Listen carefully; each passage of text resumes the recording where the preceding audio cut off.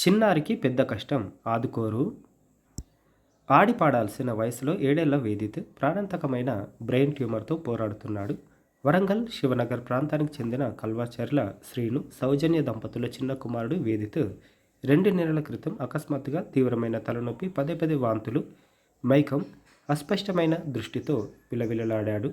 తల్లిదండ్రులు హైదరాబాద్లోని నిమ్స్కు తీసుకెళ్లి పరీక్షలు చేయించారు. ఎంఆర్ఐ స్కానింగ్ చేసిన వైద్యులు మెదడులో పెద్ద కణితి ఉన్నట్లు గుర్తించారు. ఈ వ్యాధి పిల్లల్లో కనిపించే అరుదైన తీవ్రమైన మెదడు క్యాన్సర్ అని తేలింది.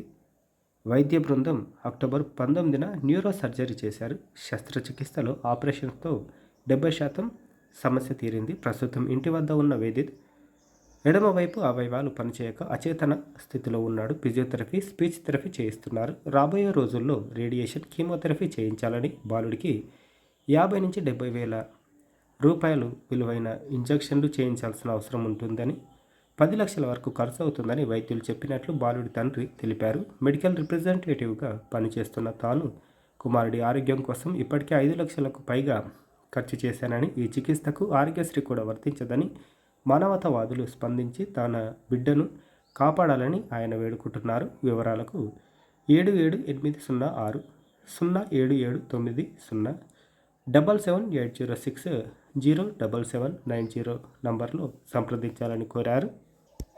మానవతా దృక్పథంతో స్పందించగలరని మనవి.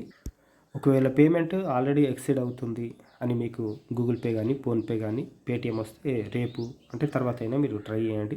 మీకు తోచిన విధంగా సాయం చేయగలరని మనవి.